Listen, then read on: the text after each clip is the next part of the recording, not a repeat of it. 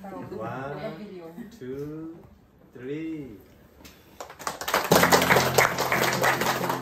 Happy birthday to you. Happy birthday to you. Happy birthday, happy birthday. Happy birthday to you. May God bless you always. May God bless you always. May God bless you forever. May God bless you always.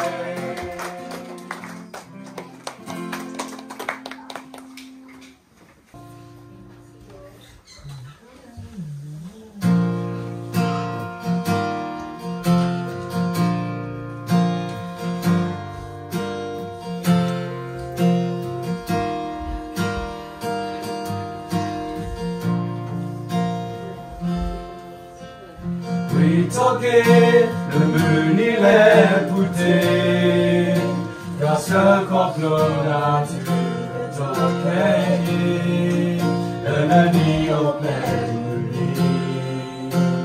Si plus loin, le apôtre pas, le bana, l'été ne débat, c'est le wiba.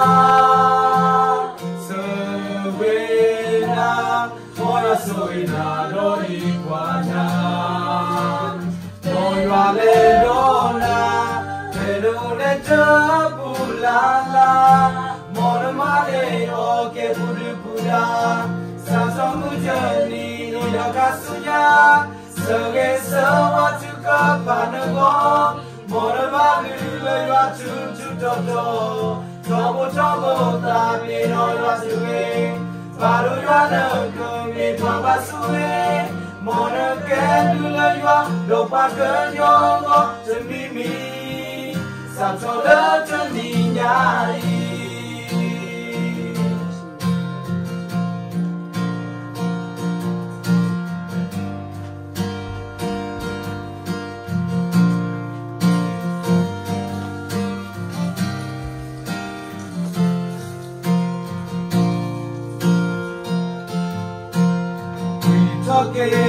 Le moon il est pouté, grâce qu'on pleura tu de toquer.